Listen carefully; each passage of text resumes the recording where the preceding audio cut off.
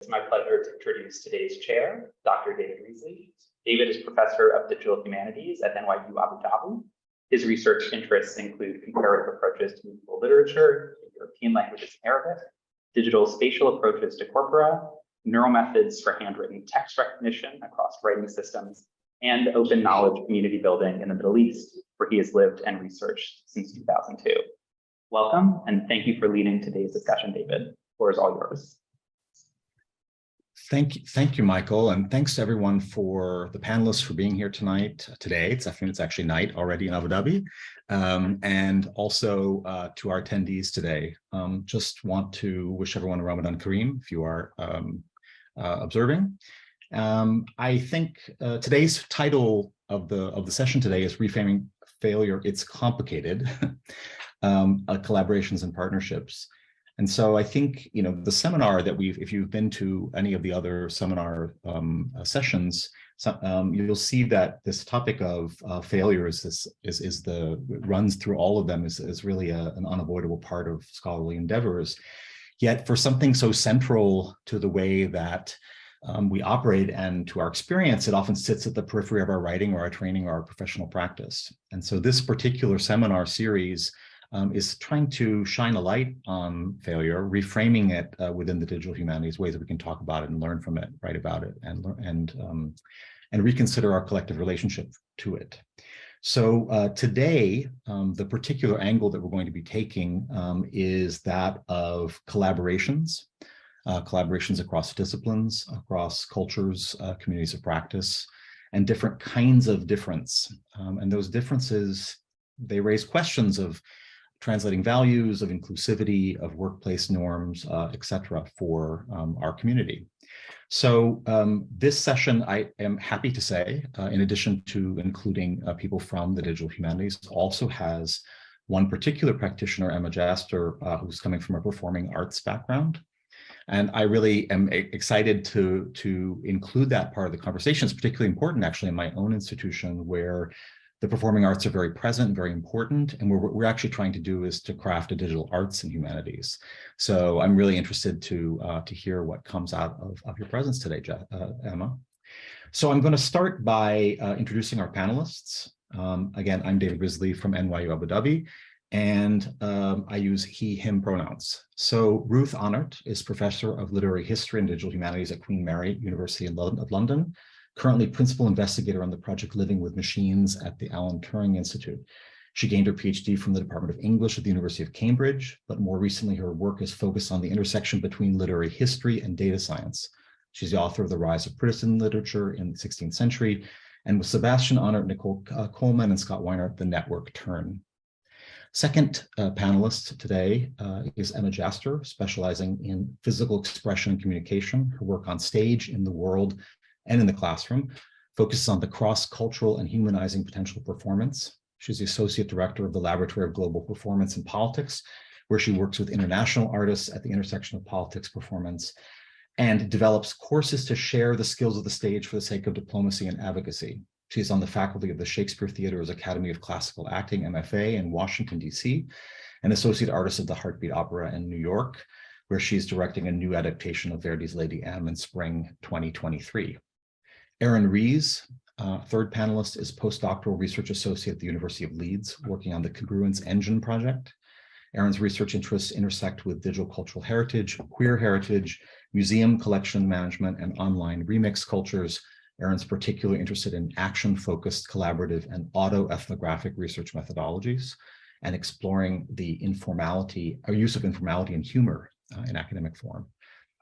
Next panelist, Helen Graham, is associate professor in the School of Fine Arts, History of Art and Cultural Studies at the University of Leeds. Her work examines how we organize ourselves in relationship to museums, heritage, place, and local democracy.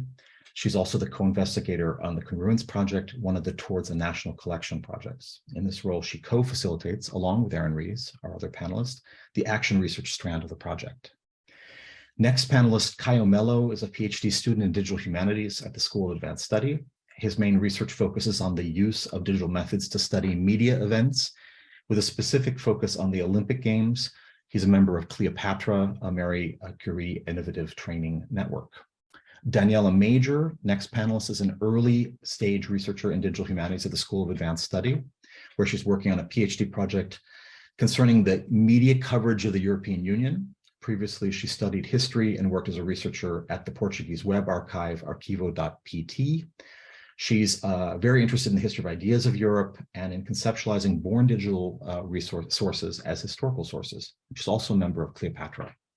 And finally, Jennifer Stertzer is the director of the Center for Digital Editing and the Washington Papers at the University of Virginia, as well as the director of e-laboratories and the UVA Digital Publishing Cooperative. She teaches conceptualizing and creating digital editions at the University of Victoria's Digital Humanities Summer Institute. She's served on the faculty of the Institute for the Editing of Historical Documents and is past president of the Association for Documentary Editing. Welcome, everybody. Thank you for being here tonight. So I'd like to start out our first round of questions tonight about different forms of difference that manifest themselves inside of collaboration. And so this is really, those differences could be cultural, international, communities of practice, different working cultures, sectors, infrastructural difference. There's lots of ways that we could think about that. Maybe Jennifer, if I can ask you to start us off tonight, could you tell us a little bit about some of the challenges of collaborating across institutions that have different levels of resourcing? Sure. Thank you so much. I'm excited to be here and to hear from all of the participants. So I just want to explain a little bit how I came to be with the center. I started off, and I still am, a documentary editor. So I started off at the Washington Papers, and so I learned about digital humanities through that lens. And sort of as it evolved here at our own project, we had opportunities to very informally collaborate with other editing projects, mainly in the US, who were tackling the challenge of creating an online or digital presence. And so that's sort of how the Center for Digital Editing started. Again, just this very informal collaboration. But now that we've been going for a few years, we have lots of partnerships, both in the US, internationally. And as you mentioned, there are different institutions that have different levels of resources and support and expertise. And that does create some challenges, but I also think it creates some opportunities and also learning experiences. And I'll maybe just highlight that last idea.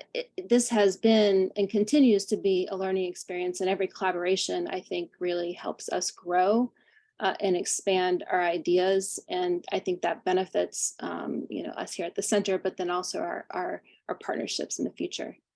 I guess when I think about the challenges of working with projects at other institutions that are different from UVA, one of I think the biggest challenge is administration of grants. All of our work is grant funded, whether it's direct funding here to UVA or we're on, with another project and we have a subaward. Different universities, different institutions have different staff and ideas about how to manage grants. So I actually spend a lot of time working with other institutions and their sponsored research offices, their grant offices, to try to get these things sorted out. And so unfortunately, that is sort of a huge time suck. But in terms of resources, if you think about like technology, for instance, different institutions support different types of technology. And so, for instance, we are a big user of Drupal here at the center and at UVA. And we have lots of expertise on that here. That's not the case, of course, at all universities. And so sometimes we have to think creatively about how to solve that problem. And this gets to sort of another challenge. And I don't know if it's a challenge of working at different institutions, but I think it's a challenge about how we frame and think about our work. And that's the idea of ownership and publication. So again, a lot of what we do, we're creating digital editions of primary sources, so edited primary sources. And, traditionally, historically, these things have been published in print. So the idea of sending content to a publisher, we're all comfortable with that. We know, how copyright works, but it gets a little bit more difficult when, we're working digitally. And so, if we're working with an institution, they don't have the resources to, support the chosen technology, or, to support a project long-term. They don't have a preservation plan. We can provide that here, and that's something that we've been doing with our project to build a digital publishing cooperative. But we have to be, I think, very clear and intentional when we think about ownership, because we don't own these projects, we don't own the content. We're not dictating how these things are done, we're just supporting that work. And I think that has been, again, a learning process, but also something that just has to be, I think, acknowledged and talked about in a very, open and transparent way. And then the last maybe thing I'll note, for the longest time, we were just working with other editors, but recently we've partnered with a team of documentary filmmakers, which has been a really sort of cool experience, because in the past, a lot of people have confused our work with documentary film editing work. And I think the biggest barrier to that collaboration was that we kind of speak a different language. And, they were working with these records of Chinese American World War II veterans. We can conceptualize what that looks like on the web so that it's a resource that anybody can use. But then how do we do that? What is going to be the method and the process for that? And it was a real challenge to, I think, understand one another. This happened during the pandemic, so we could not meet in person. Everything had to be done online. And, that was difficult. And I think it continues to be a challenge for us all. But again, I think it just takes time and listening, and learning from one another. So again, even though it's a challenge, I see it as sort of an exciting opportunity to grow and to think differently about the process. Thanks. I really hear a lot of the things that you're talking about in my own experiences about, in particular, the question of grant administration across institutions and the temporalities of that, right, and all the timing. I wonder if we could pass the mic over to Emma. I think picking up on something that you mentioned in the end about kind of the languages that different communities speak. I know that, Emma, among other hats that you wear, you're an artistic practitioner, right? So you spend a lot of your time inside of university settings. So I'm wondering, maybe you could tell us a little bit about if you see those worlds, the arts and the academy, as two different cultures, and or some of the challenges about the different ways that the different languages that they speak. Yeah, I end up speaking in different languages in a lot of different contexts, even within just the performing arts. So I'm working on an opera right now, but I grew up working in theater and in dance, and there's like a totally different culture in the room. When you come into an opera, all of the singers know their entire part when they step in on day one, and they're like, I know all of my lines, I know all of my notes, you just tell me where to stand. But an actor will come in and be like, I didn't memorize anything yet because I need to know from you first, like how I should be standing in this space and what it's about and what you want, what story you want me to tell. And then I'll connect the words to the way I'm standing, or even like the assistant director in theater is there to kind of like take notes. But in opera, they're expected to like write out where everybody stands at every moment and keep the book so that an actor can come to them and be like, a singer would come to them and be like, so where do I go now? And yeah, I mean, so much of it is like learning the language of the other, just as we would. Like, I also work a lot internationally, so I'll be like studying or like doing a show in like India or Taiwan or Poland. I'm like, okay, I don't normally have the time to actually learn all of these other languages before I go and work in that context. But in the same way that like almost as a show of courtesy, when I go to another country, I like try to learn something of the way they speak. that is this like gesture of like, okay, I'm making this much effort that helps them. I find them always go like, oh yes, oh, okay, thank you, and then they come to me.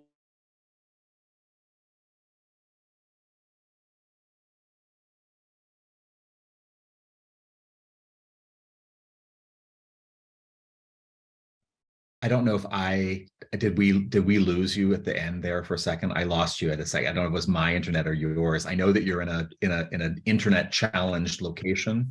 Do you want to just repeat yourself in the last sentence if you're still there? Okay, I think we got the gist of Emma's response. I really like this idea. I hope we can pick up a little bit on that in the rest of the discussion about collaboration across international borders. I think or collaboration with very different kinds of universities, right? Very different kinds of people. We might be speaking English together, but we're not necessarily in the same space in terms of our institutions. So maybe we can pass. Sorry about that, Emma. Emma, are you back? Do you want to just finish your last sentence there before we move on? No. Okay, so let's move on to Daniela. Daniela, I have a question for you about because you kind of sit again between another kind of intermediate space between humanities and computer science, and I know that when you do that, you have training alongside of students in other fields. There are expectations of them to produce different kinds of work, right, and to communicate professionally in different ways. I was wondering maybe if you could speak a little bit about scholarly communication across the disciplines. Yes, so thank you for your question. So just to give a little context, both Caio and I, the Cleopatra is a project.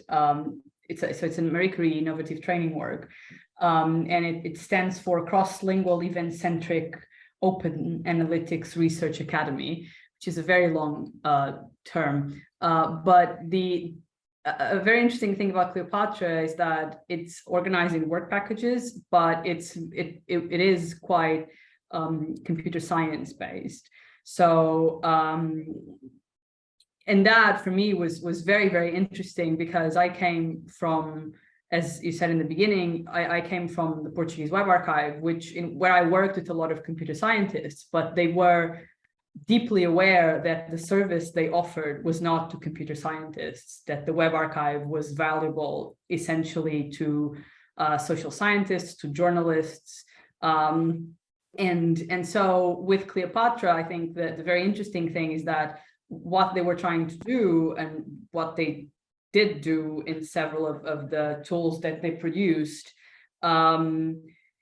was quite computer science based, and because it was a innovative training network, so collaboration was not mandatory, but it was encouraged. And what ended up happening in practice was that we collaborated, both Caio and I, with several other ECRs throughout the course of the program of our PhD, so one of the interesting things exactly that I noticed was the difference in publication, and how it's actually quite different. So for instance, one of the main differences perhaps is how collaborative work is viewed in the computer science and in the humanities. And so I'm using the humanities. What I mean by humanities in my case, sort of history, literature. I'm going to include some of the social sciences, so like media studies, for example. And so, for instance, the notion of authorship in a humanities paper, in a history paper, for example, if it is collaborative, what I understood about, I understood as collaborative before my experience at Cleopatra was that, we had to, if a paper was authored by two people, it had to be a very equitable effort between both people, and the idea had to be developed by both of them, and there had to be quite a lot of discussion, and it had to be written sort of by both of them as well, or by three of them, whoever was participating in the paper. And in Cleopatra, I think what I realized in computer science was that the notion of collaboration was a little different. So for instance, it was fairly acceptable that people who revised papers, for example, could be cited as authors, for example, and that was a difference that you know, we encountered, both of us. And also, I mean, also obviously the notion of several authors in like a history paper, for example, is quite different. I mean, it's not very common. I can't think of many history papers that I've read throughout my academic career that were, you know, I mean, more than 2 authors in particular was very rare that I can think of off the top of my head. And so that's also a difference that we encountered. And I think as well, and this is perhaps the most important difference, is the level of production. So, you know, our colleagues in Cleopatra, they produced quite a lot more academic, they published much more.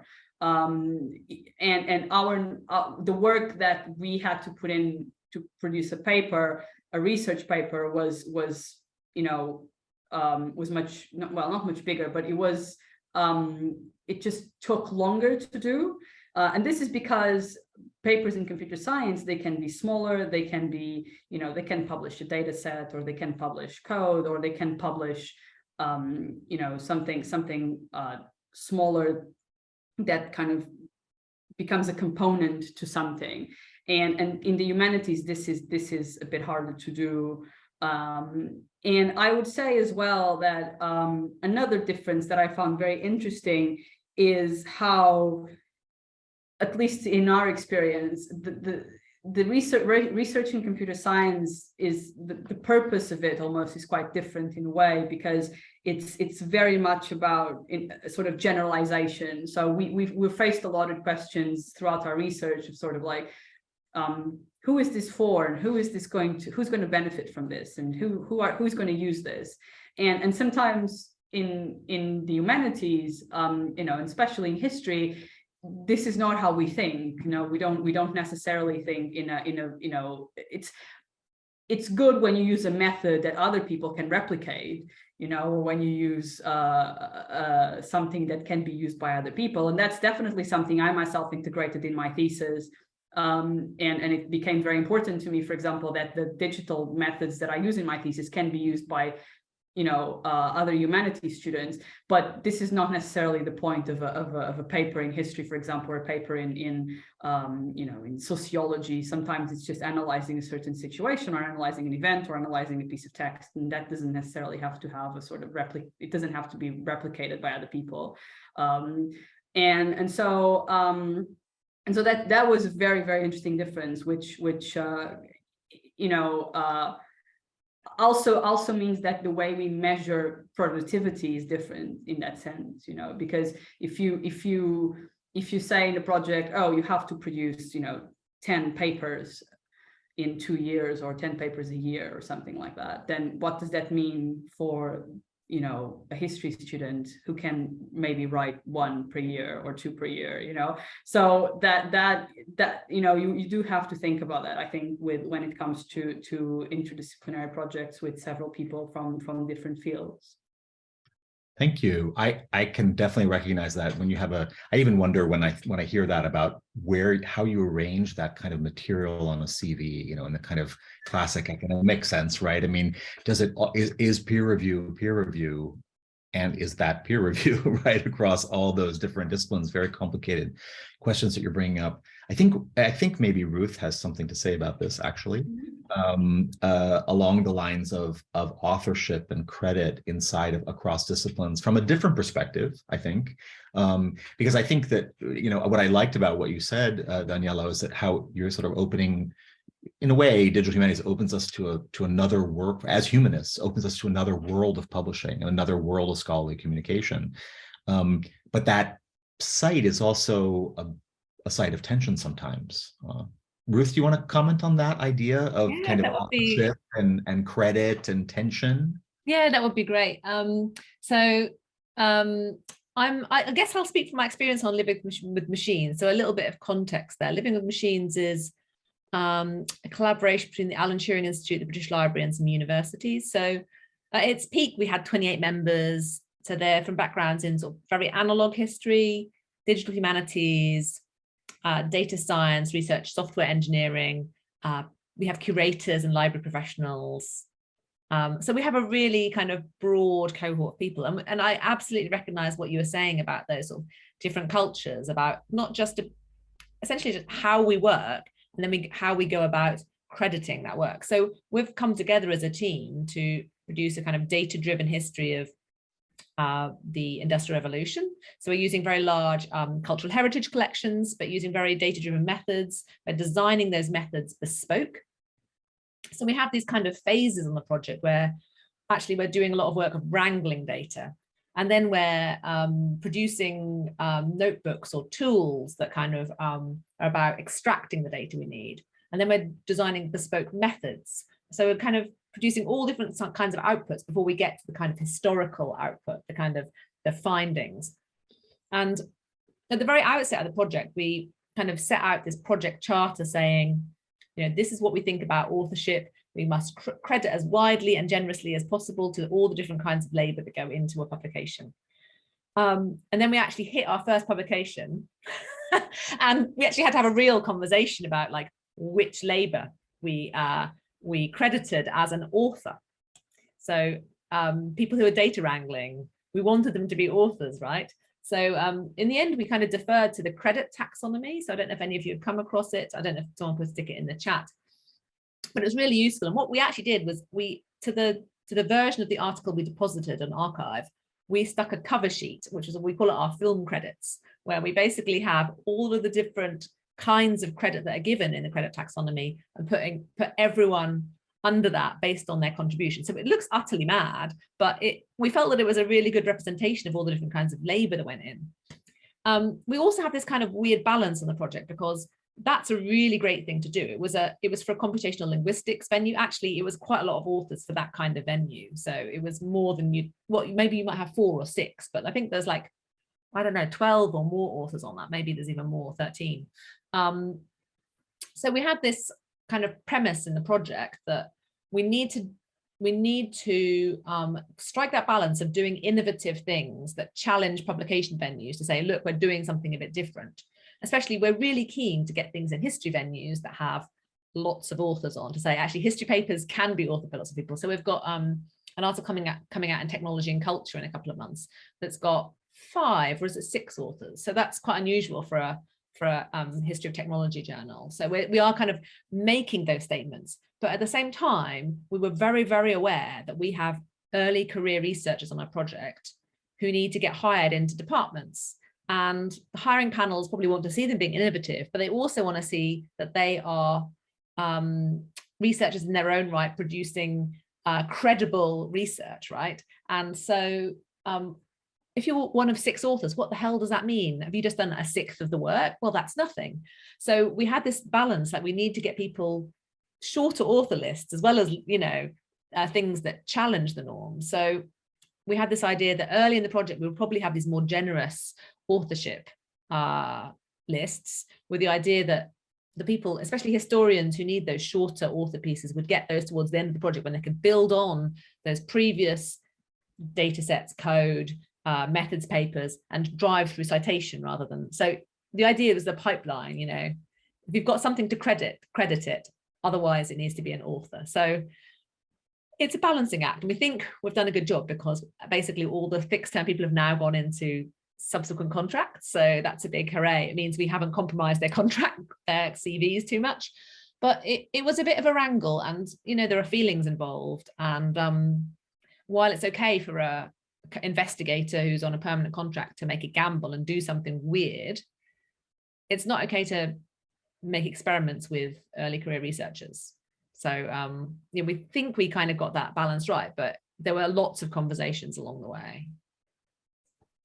Thanks. That's really fascinating. I mean, I think one of the things the question, of course, that comes to mind is, when do we know that in some ways when the profession has accepted those kinds of risks, right? At what point do we understand it? Or are we just in some kind of a perpetual state of somehow gaming these various parts of our professional system? That's really, really fascinating. Thank you for that. I think we'll in this part of the questions about difference, I'd like to ask one more question. And this one I'm going to ask to Helen about the congruence engine.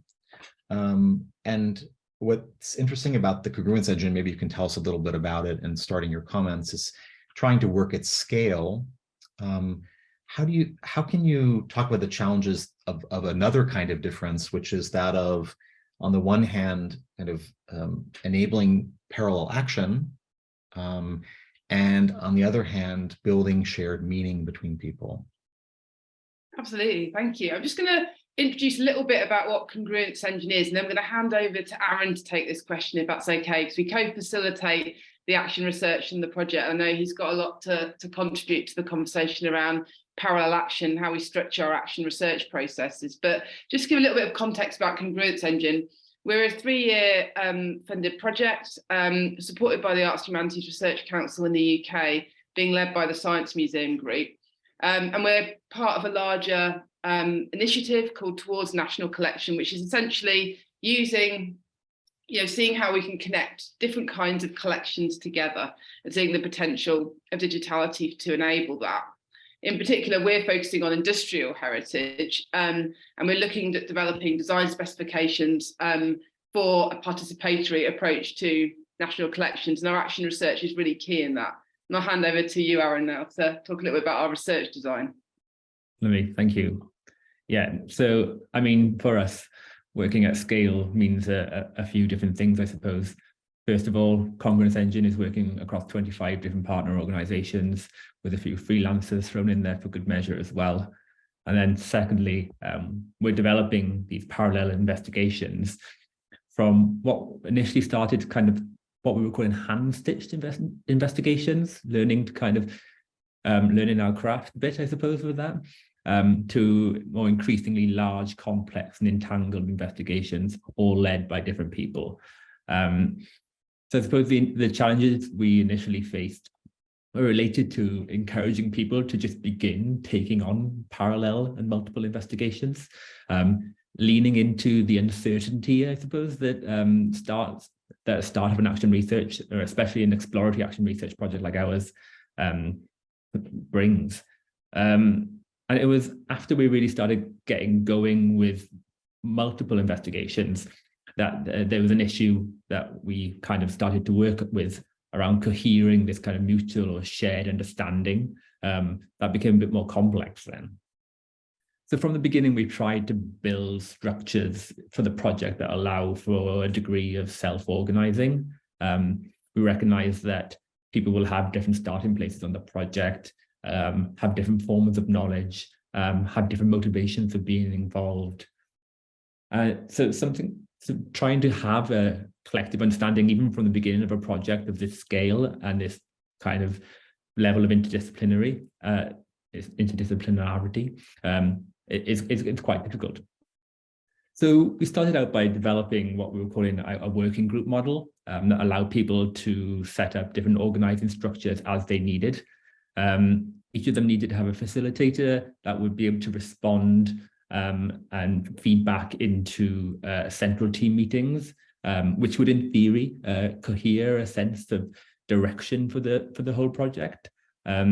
We dedicated a lot of time at the beginning to making space for divergence as well as congruence. Even more, we called the congruence engine. It was important, giving the conversations that we've already had tonight about the different work cultures, different kind of disciplinary cultures.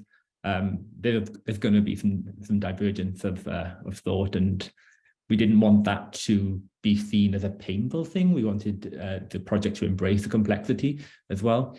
But we did talk about more of a sense of direction rather than a collective agreement, and try to focus on that. So in doing that, we were trying to kind of enable parallel and distributed action, led by those who are motivated by the topics, working in, I suppose, a loosely bounded but centrally charted environment, as a way to kind of try and unleash everyone's potential. So we were quite clear from the beginning that this was not a static model for our working groups, and that we'd need to change it as the project changed and evolved and developed. So around 6 months in, we started observing and reflecting on how the working groups were perhaps not quite as dynamic as we'd imagined in our kind of utopian beginnings, and that actually people met more informally below that kind of working group model. So the parallel action was happening, but we just weren't able to see it in the kind of structures that we thought that people would respond well to. So whilst we knew that parallel action was happening, we weren't getting that kind of collective understanding that we were hoping we would get. So we realized we needed to do a bit more kind of active facilitation. So Helen and I took on a more active role as the action research facilitators there. So now we have this kind of central meeting where all the investigations come to that meeting. We do kind of embedded and collaborative live documentation of meetings. And the co-facilitation means that one of us can drive the meeting and hear everyone's kind of comments, and then the other person could be documenting that actively and transparently in front of people and asking clarifying questions. So you're not trying to do all of that thing as chair, and you're able to kind of bring people along with you in meetings and events.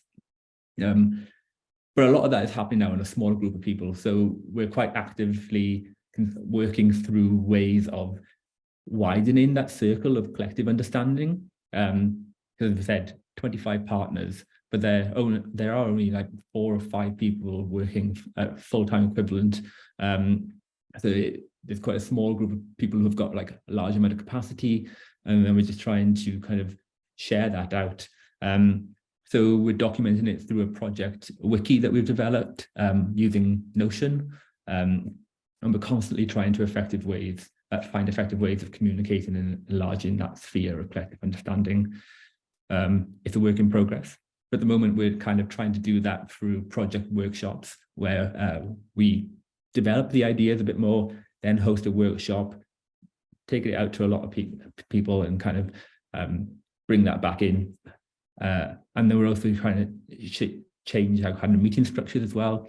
So our whole team meetings now, rather than just being reportage, this is what we've done, it's more about cohering a sense of conversation and discussion around topics that are developing in the project.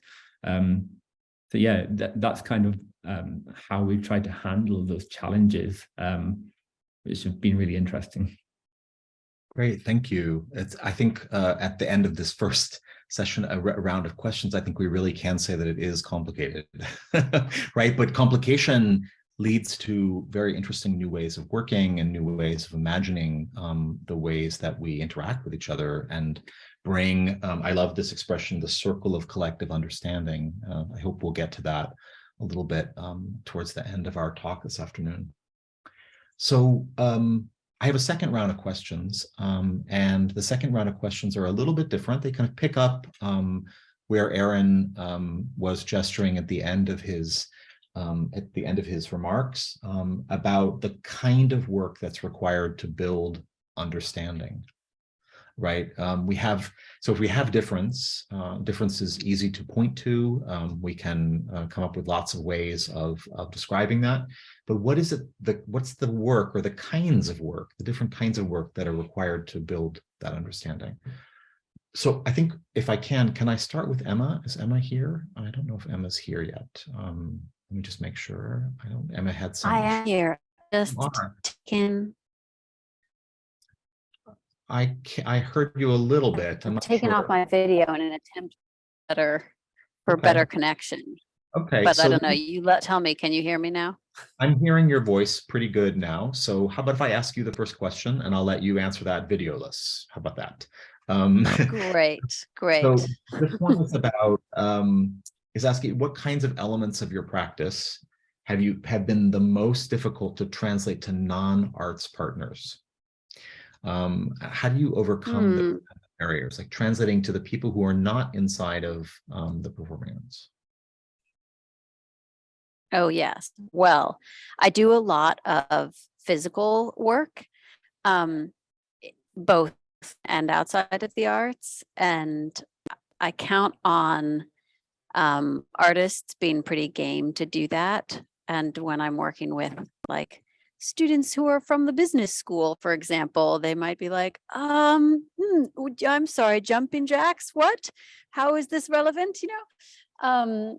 And one of the key things for me is just like fun, is making sure that I'm coming into it with a real sense of, with like a sort of unshakable belief in what I'm doing and confidence in its ability to get us to where we want to be. So I will name like, okay, this is why we're doing this. Like, in order for us to hear each other, in order for us to understand, the whole class that I teach right now is called Empathy and Embodiment. And like one of my units is just syncing up.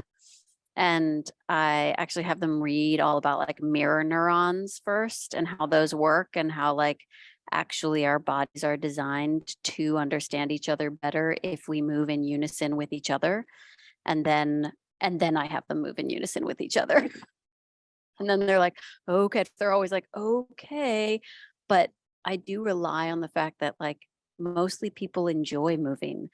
And though it's scary at first, once they start doing it, I have yet to have anybody leave a course and be like, I hate that you made me do that. They're always like, oh my gosh, actually, like, I've never gotten to know anyone in any of my classes as well as I know like every single person in this class. And thank you so much. And like by day 3, they are all like, they're friends with each other in a way that like they still say to me, like, I actually don't even learn the names of the people in my classes outside of yours.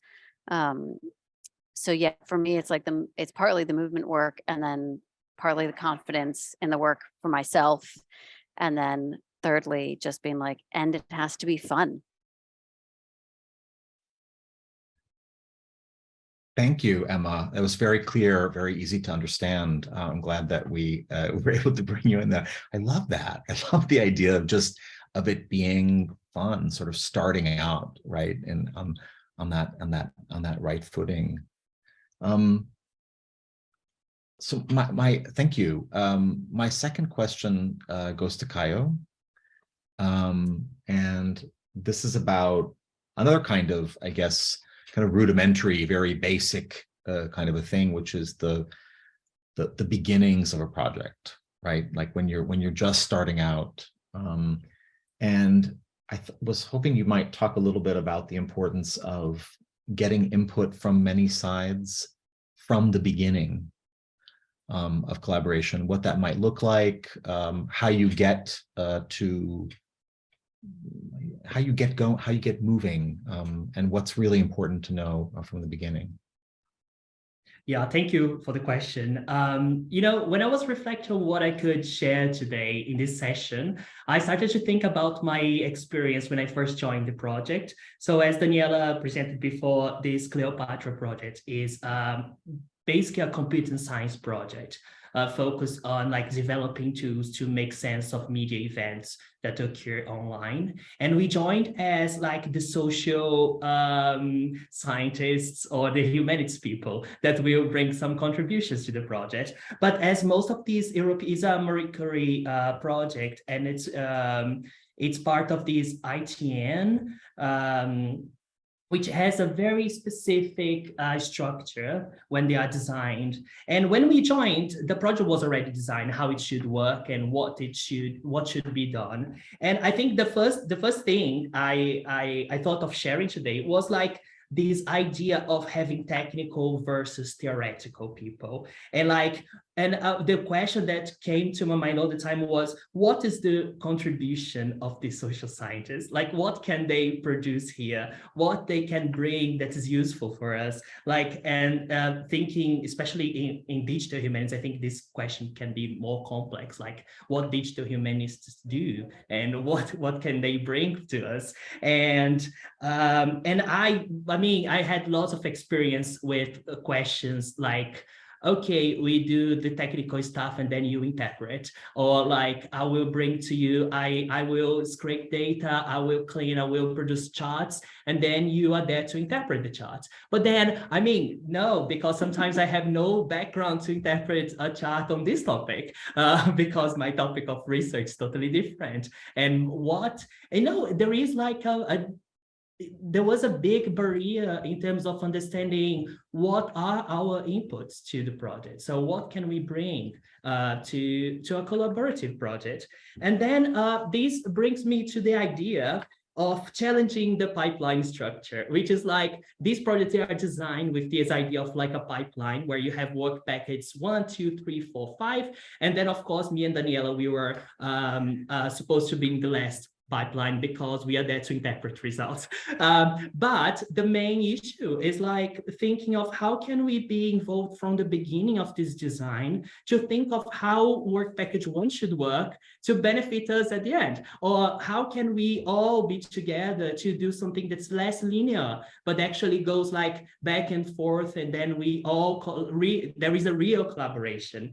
Which this afternoon, me and Daniela, we were discussing about this, and we actually asked the question that Daniela asked the question that I think it's very interesting. It's like, does it really need to be interdisciplinary? Why is this project interdisciplinary? Like, is it because we need these different disciplines and knowledge, or it's because, I mean, for any other reason like funding or I don't know, and then it just sounds nice. This is an interesting plan. Yeah, I don't know. How nice. And then I was thinking like how we would have benefited from the beginning, having some time to discuss what do we mean by interdisciplinarity and what do we want to do here. But I think also this can be complicated sometimes because it can sound like, oh, these humanities people, they just bring questions and problems, you know. So I was thinking of like the idea of real collaborations rather than a collage of different independent contributions. And I think that collaborative design of the project and its work package and deliverables could help us avoiding first the production of tools that are not useful. So things that we think that could benefit social scientists, journalists, whatever, but then does it? I mean, is it really useful? Did we ask them before what are their needs? Did we understand when they communicate their needs? So these are some questions. And also like the design of deliverables, I think these also would avoid the design of deliverables that are not feasible or that don't fit a certain academic culture. So I think this matches a lot with what Daniela has mentioned before in terms of, I don't know, for example, you design a project where you expect from everyone to create a demonstrator that's a piece of software, but then the person is a historian, and you know, and actually their input is not exactly producing the software, but they have other ways of contributing to this project. But then how do you value the different contributions if you create a certain pattern of what the contribution should be? You know, so at the end you have to present your feedback, your reports, and then some people seem like, okay, what have you contributed if you don't have a software, if you don't have published a data set, what is your contribution to the community? So yeah, my main idea with this is like the importance of co-author design of the projects, considering not only difference in terms of theory and method, but also in research cultures. Can I add something to that as well? Yeah. That because one of the things you said, and I just realized now, is obviously, you know, when social scientists and humanists are in a project, we do, our job is almost to create problems in a way and ask questions. But a very good example of this was when we had one of our first meetings in Cleopatra, and the only person who asked an ethics question about how, you know, how like one of the tools that they were using to do research and what was their use of personal data and etc. And the only person who asked that question was a colleague of ours who was also a social scientist. And I thought that was, and the way the question was answered was not particularly good, but you know, but she was creating a problem there that no one really had addressed before, but in our view was in general, it was a very important question about personal data and privacy and so the fact that we are there a little bit to sort of ask questions and create issues and raise issues, that cannot be overstated. I think that's very important, that even if we just do that, I think that is already really good, because some of those questions are very, very important and they need to be raised. Thank you. Yeah, right. This disruptive, I love this idea, right? Challenging the pipeline, disrupting so it must be so difficult when you enter and the pipeline's already fixed, right? And perceived as linear, right? And there's almost no way around that. So we get to be disruptive after all, I guess. That's really great. Thank you. So Jennifer, I'd like to pass to you. We heard Caio speaking about the importance of kind of building in the co-design phase, and so that there's the kind of nonlinear and feedback and questioning, I guess, that moves between the various units. And I'm wondering if you would like to talk a little bit about when the communities of practice are kind of at odds, and how you handle, or maybe not just at odds, but are not necessarily communicating as best as they can, and how you bridge the gap of different disciplines. Maybe if you have some strategies, or you have some experience on that in the past that you'd like to tell us about. Sure. Yeah, we've been, very fortunate to get to work with sort of a diversity of projects. And so not just things that, that we're used to and ways of working and publishing that we're used to, but projects about a wide range of content. For instance, we've been working on weather records. I'm not a meteorologist, so there's been a pretty steep learning curve. And I think there are these different communities of practice, but there are also different communities. And that have different ideas about what the outcome should be. And we learned very quickly that it would be a mistake to suggest that there's just one way to move forward, to meet a goal. And the goal for most of our projects is to produce accessibility and of these materials, right? That's important. We want it. This is very sort of public facing and product work. And so I think getting everybody on board with that shared vision from the start, I think people can imagine what the end product looks like, but where the differences lie, I think, is how do we get there? And so we have tried to, and this is ongoing work. We don't have a formula for this, but we have tried to, at the sort of very start of the process, to work collaboratively and to, ask questions and to challenge ideas or, best practices or standards or ways to move forward. And I think that has impacted the way that we view the work and the publications, if you will. I have a totally different, I think, understanding and view of this work than I did 5 years ago. And I think that's for the better, and I think, even though it's challenging and I think it takes so much care and attention, I think it's, important part of this process to involve people who care about these materials in every step of the way. You're not just handing something off and we're going to build you a website. We need to work together to think through this to make sure that what we're doing makes sense for the things that you're working with and what your end goals are. So, again,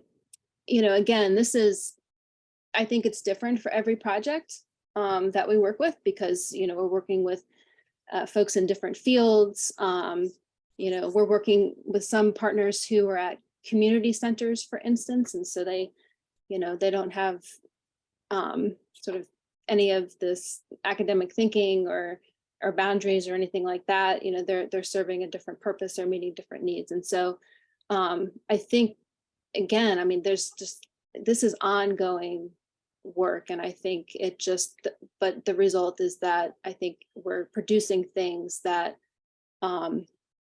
really serve our partners well, but also I think expand our ideas about how to think about this work in ways to get there. And so I think that's just so valuable, and you know, that's just really kind of the best part of what we do. So I'm not sure, does that answer your question? Yeah, it does. I mean, it opens up a whole other space, right, of thinking. I really love this idea about changing the way that we see the outputs of our work, right? And that's, I mean, if that's when we get, I don't know that everybody is in that space necessarily. I think that's a really privileged and super interesting space to be in. Thank you for that, Jennifer. I guess I'm gonna take one last question in this section about kind of building understanding, and it's kind of the breakdown question.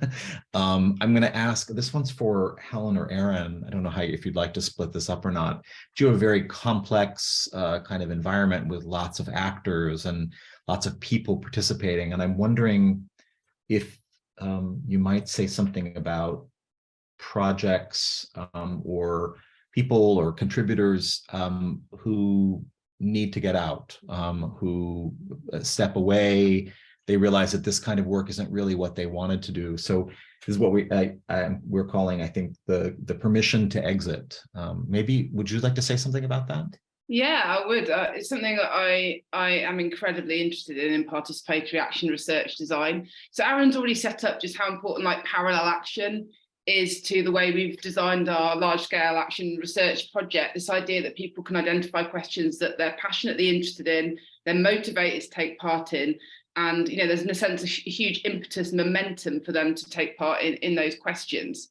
But of course, part of enabling that also means the ability to enable people to leave, to join other groups perhaps, or develop something different.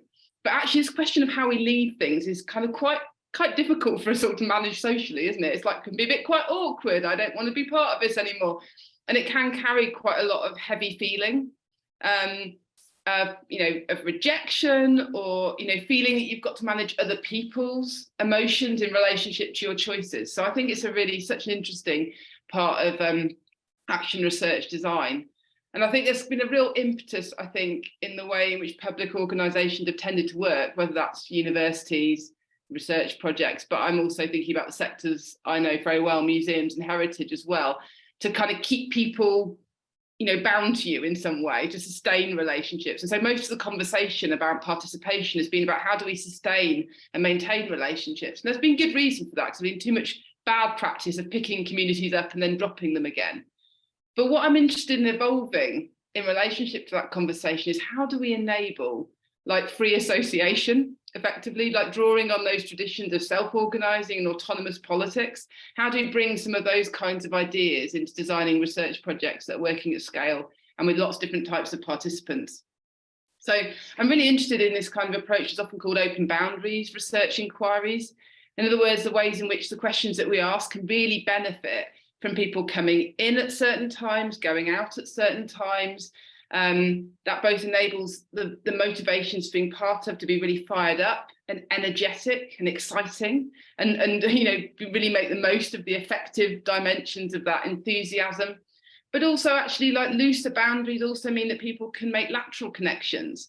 And if we're trying to think about how we move from group work to making like larger institutional systemic change, then those lateral connections are enormously important. And so trying to think about how you enable like freedom of association and disassociation, allowing that to happen in a way that's negotiated, that's an obvious and conscious choice rather than something that feels like it's a heavy thing or something that's really difficult to socially manage. This is something that yeah, Arran and I are really interested in what we're doing at the moment. And we absolutely have not got this right yet, but we're working on it. I mean, obviously a significant dimension of this is just the inequality in a project like ours. You know, some people are paid different amounts of money, depends on seniority. Some people, as Arran was saying, are full-time. Some people are on fractional contracts or have fractions of their time associated with the projects. We're also working with some volunteers as well and freelancers. So we've got all sorts of material inequalities within the project, which absolutely have to be considered. So part of what we're interested in negotiating with open boundary inquiries is to really sort of recognise those different material conditions and what other things people have got going on in their lives and their, you know, this kind of time that they're able to contribute and try and have kind of transparent conversations about that. And then, you know, for people to be able to have quite weighed up decisions about when they're involved and when they're not involved. And, you know, so it's not just something that when you exit or you withdraw, it's not a result of just feeling ignored or feeling like you're not enabled to take part. So I think one of the things that's key to this, and Arran's really already started to speak about it, is this question of facilitation. So these spaces need to be well held, and, you know, actually these kind of unequal power dynamics need to be very actively mediated and negotiated. And obviously if people are exiting research, obviously questions of IP and co-authorship and ownership in the way that Ruth's already been speaking about needs to be negotiated. But I think the benefits of kind of trying to create these more fluid research arrangements, I think, can be great. So watch this space.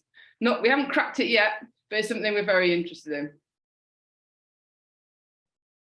Thanks. I mean, what comes to mind when I'm listening to you saying that, right, is just how much the role of the facilitator is important, right, for that space where people can have the openness. I mean, the openness is a highly constructed, or it's a highly mediated and facilitated space. So I guess the thing that I'd like to thank you very much to all the panelists again. Again, it's very complicated. That's one of the strong takeaways of this second round. I guess what I'd like to end with before we pass to some Q&A from the audience, and I just put into the chat, please, audience members, if you're thinking now, take some time and write a question. Hopefully we can get to those. Feel free to drop it in the chat as Maheen has already done, or think about it, write it down, and be ready to raise your hand when we get to there.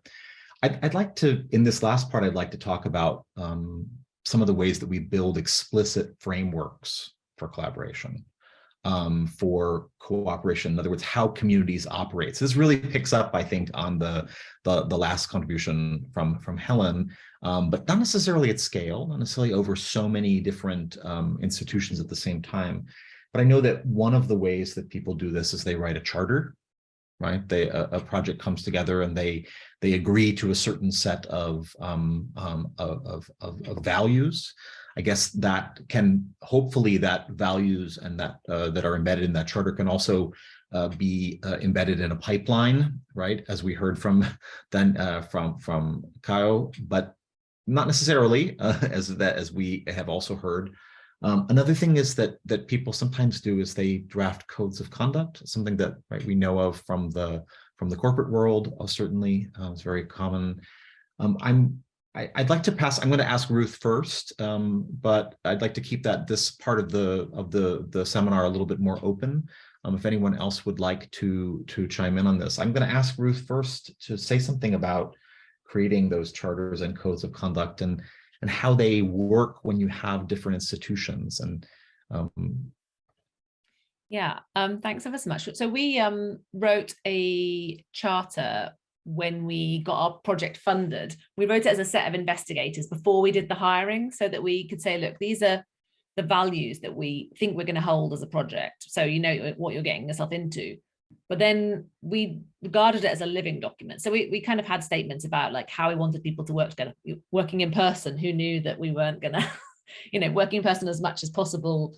We had to kind of pivot on that with the pandemic. But all sorts of things about kind of assuming the best intentions in how we communicating as openly as possible, how you give credit to other people on the team, But of course, and some of the things we had to have in our charter were how we ascribe to the BL's values, how we ascribe to the Turing Institute's values. So we kind of have these institutional things kind of intersecting. And one of the things that we kind of came to realize at one point was, although we can all sign up to a charter, there's a kind of a goodwill statement there, but it hasn't got any kind of HR force. If something were to go really wrong, it hasn't got HR force because, you know, we have 6 different institutions involved. So it's essentially, you can have this kind of unified code of conduct, but if something goes really wrong, you are going to have to default to an organization's HR policies. So that kind of occurred to us at one point in the project that made us sort of slightly uneasy. So there is a lot of goodwill that sits on these documents. They're not kind of legally binding in any way, but everyone sort of has to subscribe. And I think that's why it's important that it's a living document and everyone feels joint ownership over it, and that they can co-draft it. And if it's not working anymore, then you reframe it. So I think that's really important. But we just made other spaces as well. Like we have this like monthly open exchange where anyone can put something on the agenda if they feel like it needs discussion at a whole team level. So I think that was really important. And we also work on these kind of 3-month work iterations. And we have these like 2 weeks between them that are kind of called rest and reflection. And we don't do the reflection so much now as we used to. Often it's just people catching up with what they didn't get done. But in the early days, especially when we were trying to work out what's working for us and what's not going right, we would do these guided writing experiences where we'd have a series of written prompts and say, you know, about what's working well for us, what's not working well for us. Is the lab structure? We got rid of our lab structure and replaced it with a different kind of work package because we found there was some siloing going on. So we used them as ways of really unearthing what was working for people and what wasn't, and then actioned them as things we could do to kind of upend structures if they weren't working for us. So I recognize a lot of what you were saying about the congruence engine that kind of resonates with us. Anyway, I don't want to speak too much. I want to give space to others. I would happily jump in if I may, Please.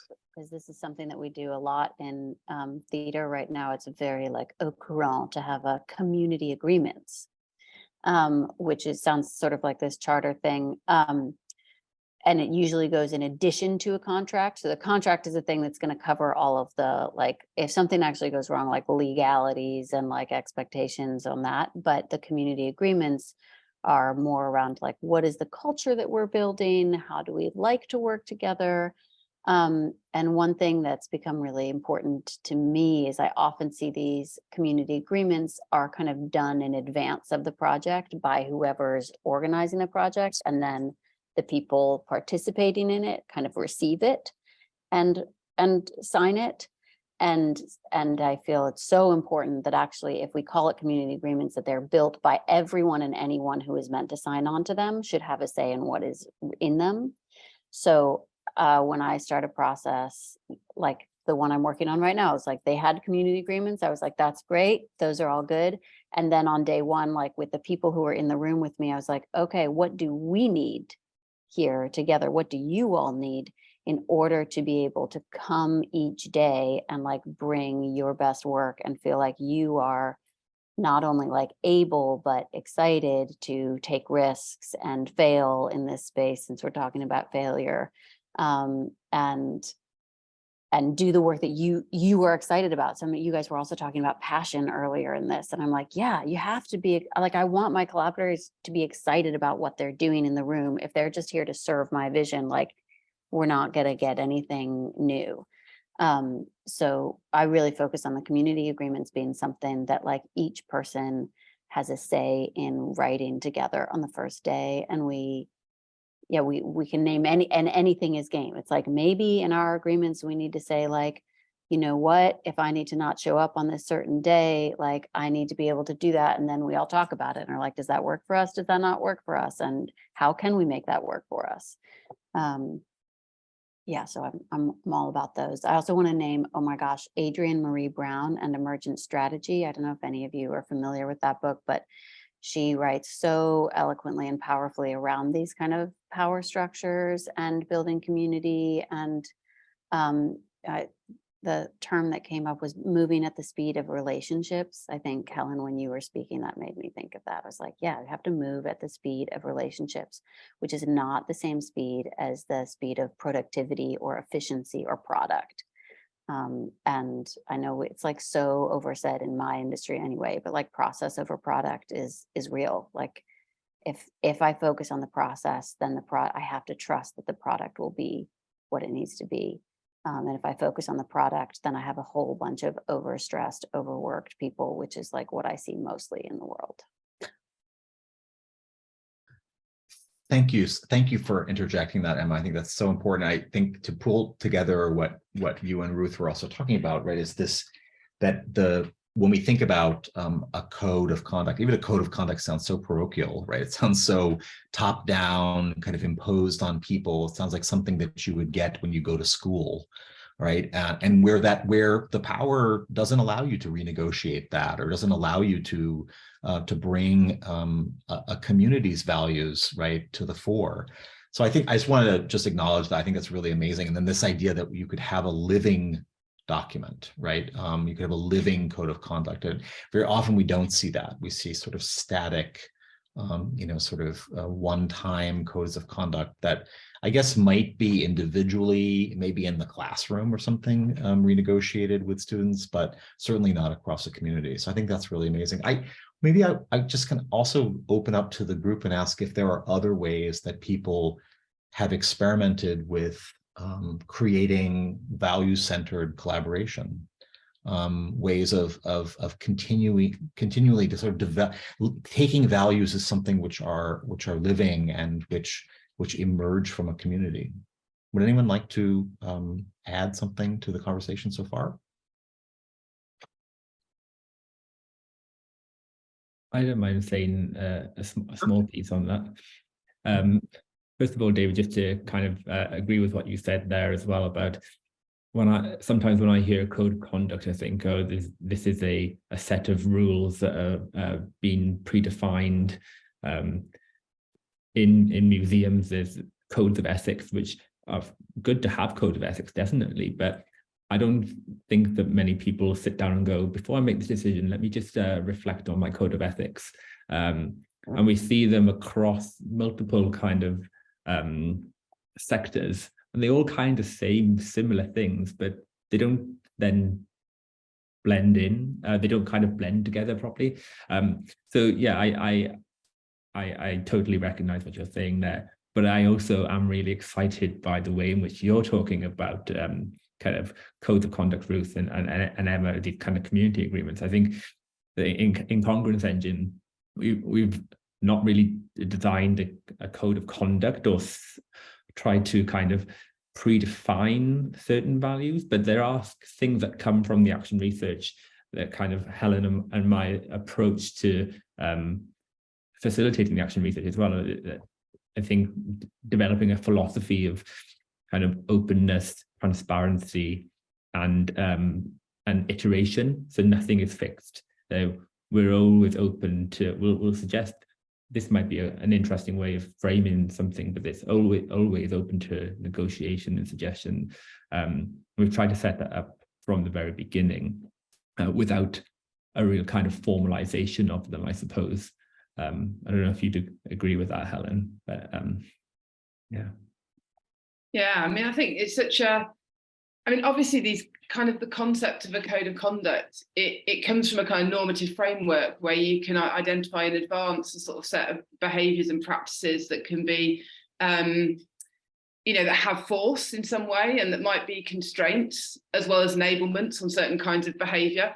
And I think sometimes codifying things, certainly, there are certain kinds of ways in which workplaces have experienced abuses of power in the past, which absolutely need to be actively challenged.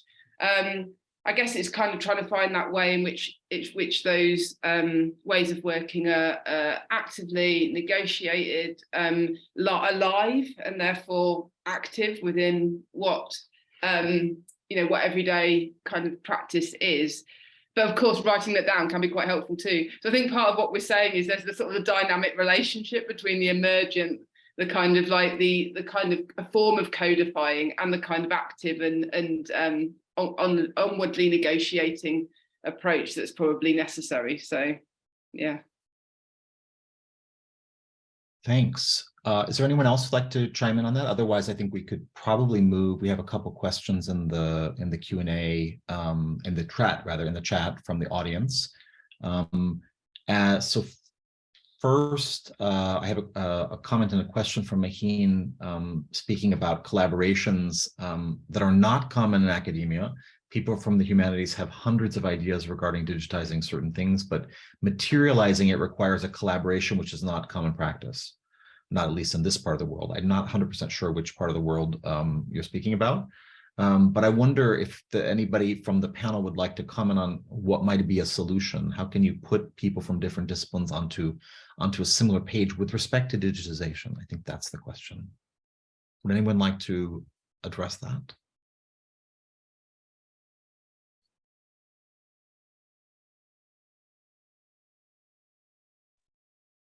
I don't mind having a quick go. I won't spend long, but I just think that there needs to be something that I suppose in all collaborations that's mutually beneficial. So digitization isn't free, and it's to be done like properly as well, so you don't have to do it twice or 3 times, as many museums and archives have. On the 3rd way round of digitizing the same thing over and over again. Yeah, then there needs to be something that is valuable to both the organization and the researcher. And so I think collaboration has to be a core part of that, but identifying it as interesting to you, but is great, but how can you kind of negotiate that as something that's worthwhile more broadly as well, would be my question. Thanks, Arran. Someone else? Daniela?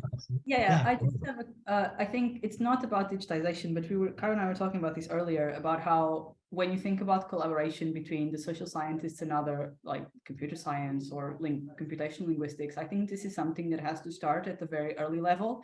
I think it's, you know, it's not really, I think, it's, well, I'm not going to say pointless, but, you know, when you get to a PhD stage, you should already have ideally some experience of collaboration, or at least some interdisciplinary experience in your master's, or ideally even in your BA. So I think when you think about these things, it has to start quite early on. You know, if you have, you know, I studied history, I had digital methods when I studied history, and I think this is something that has to be kind of fermented throughout an educational, like your educational background. Yeah.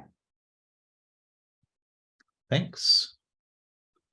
I just wanted to remind our attendees today, feel free also to raise your hand virtually here in Zoom. Be happy to have you open your camera or not, and ask your question live if you prefer to do that. Can I come in on that, actually? Yeah, please. I agree, but I also disagree. So I think absolutely we need to be educating people with like different sets of skills, but I don't think it's ever too late. So, and we've had a really nice case on living machines that 2 of our investigators, I don't think they'll mind me naming them, Emma Griffin and John Lawrence, they're properly analog historians, and they're very senior. They're, the kind of elders of their department, and they kind of came in with this like spirit of like, okay, let's give this a go. I've not done digital history before. Don't speak with data scientists. How are we going to go about this? And so it's been like 4.5 years of experimentation, but I would say they're like really big advocates now for this and helped us kind of navigate our way through it. And, in fact, come along to learn a little bit of Python and engage with notebooks, done annotations of data, conceptualize new methods as well as kind of like co-writing the kind of more historical output. So I think that's about a willingness and a recognition of the value in these other fields, and that you're not ever too late to like learn something from these other disciplines. So they've started like working in Agile, they're like working on GitHub boards.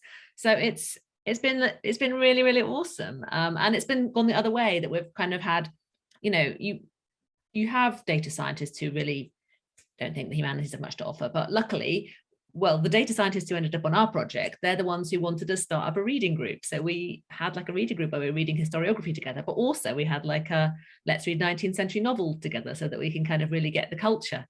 So I think it's all about openness and distributed expertise. Yeah. Thanks, Ruth. Can I add something as well? It's just a short comment about something that maybe it looks obvious, but it's the importance of having time, which is like, it was so important for me in this project because we had something that was really valuable, that's like secondments.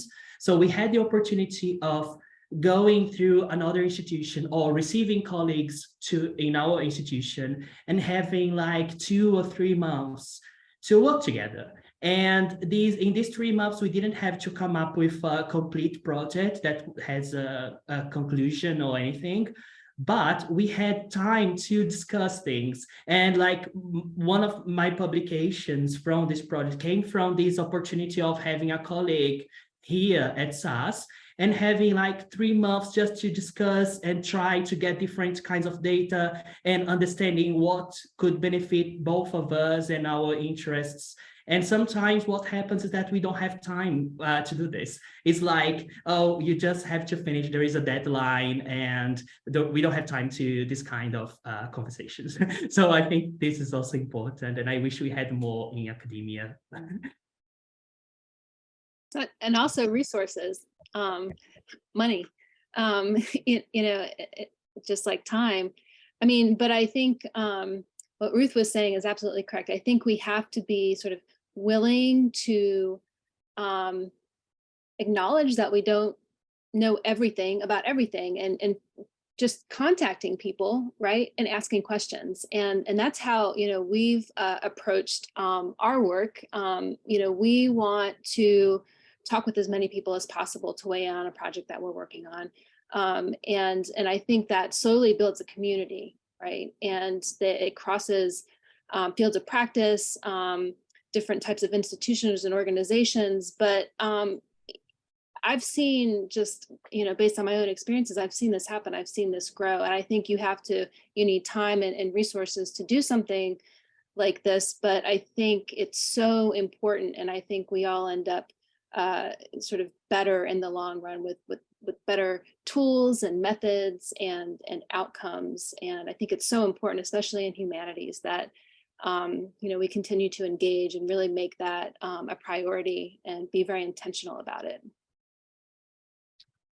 Thank you, Jennifer. I'd like to actually, this is the direction that I was going to ask a question, just to jump in and see what people thought. It's also brought up by Michael, I think, which echoes some of what we heard from Emma and just recently from Ruth in the chat, right, about this idea of working with partners across national borders. And I think, we often think about national borders as a kind of a European concept, right? We have partners that are maybe just in a nation state, quite, or next to us, or maybe on the other side of the ocean, but they speak the same language. But I'm curious if anybody has, just in general, any experience, right, about challenges or strategies for working with partners who may be actually very different from us. And this is, and I'm actually specifically interested in the national border or the language question.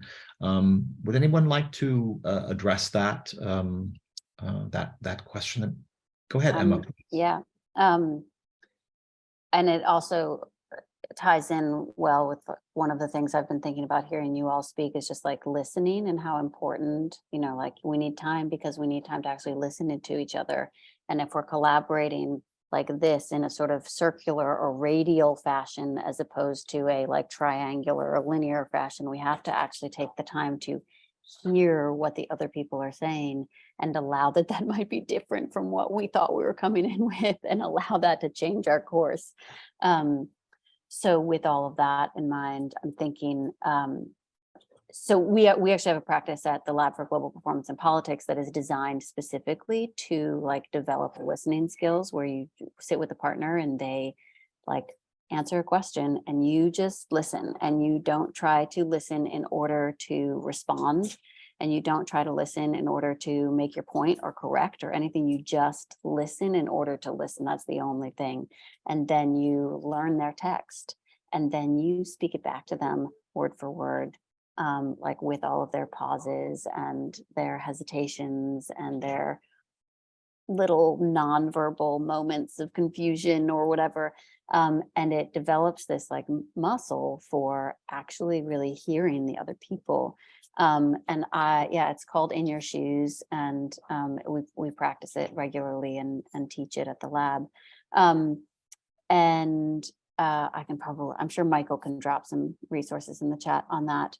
But when I'm traveling across international borders and working in contexts where I don't speak the language, I extend that same skill set from like verbal audio listening to observing, so that when I come into a new space, rather than sort of imagining that like I insert myself in and I'm like, here's me doing me, I try as much as possible to be first in a state of observation. And I can learn so much from like, how do these people enter the room? Even just things like, oh, we take our shoes off before coming into the studio in this culture. Great, good to know. Glad I wasn't the first one in. Or like, oh, before we eat, we do this. Or, oh, when we greet each other, it's like that. And all of those physical cues, which, you know, communication is like 80% physical, at least, depending on what, you know, analysis you take. But by observing a lot of the physical language of another group or individual, and whether it's that I'm actually in India or whether it's because I'm working with someone who comes from that different culture, even here, like in my own waters, it gives me the chance to actually try to, as we've said, like recognize who they are and where they are by echoing back. So I'll take my shoes off, even if that's not my practice, but it's my way of saying like, I see you and I respect you. And now our conversation is going to be very different. Wow, thank you. That sounds like an amazing place to wrap up this evening. I want to just make sure that I just want to acknowledge that we're at time for the seminar today. Is there anyone else who would like to speak quickly to the question of the national borders or strategies for working with partners who are very different? Then I guess I will just take those amazing comments, Emma, and just say thank you to everyone for your participation tonight. It is complicated, but if we take just what Emma told us, if we're actively listening, that's a really great start. It's a really great starting point, especially in the beginning. Thank you for all the insightful comments from the panelists today, and thank you to the Digital Humanities Research Hub, the School of Advanced Study for having us and hosting this.